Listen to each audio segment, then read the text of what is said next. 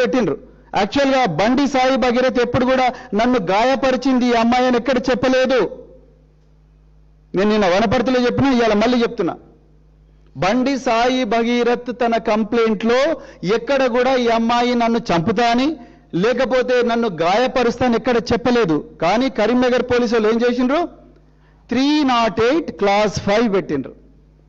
Class 1 class 2 పెట్టాలి complaint ప్రకారం. Class 1 class 2 పెడితే అది బెయిలబుల్ కేసు అవుతుంది, మాకు స్టేషన్లో బెయిల్ వస్తుంది. క్లాస్ 5 ఎందుకు పెట్టిండ్రు, 10 సంవత్సరాల జైలు శిక్ష. అంటే అక్కడ 10 సంవత్సరాల జైలు శిక్ష పడి నాన్ బెయిలబుల్ కేసు పెట్టి, ఇక్కడ ఈ అమ్మాయి తల్లిదండ్రులను బిడ్డ నీ మీద కరీంనగర్లో కేసు అయింది, నిర్మల్లో కూడా నీ మీద కేసు పెట్టినాం, నువ్వు తోక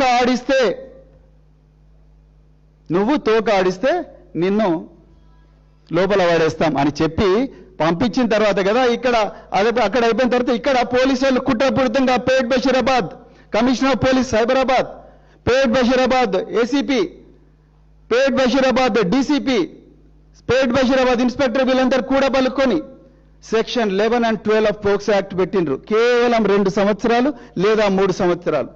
ఆ కంప్లైంట్లో ఆమె ఆ తల్లి ఇచ్చిన కంప్లైంట్లో కనీసం ఎంత లేదన్నా సెక్షన్ 6 రావాలి, లేకపోతే సెక్షన్ 8 రావాలి, లేకపోతే సెక్షన్ 6 రావాలి. అంటే నాన్ బెయిలబుల్ 20 సంవత్సరాల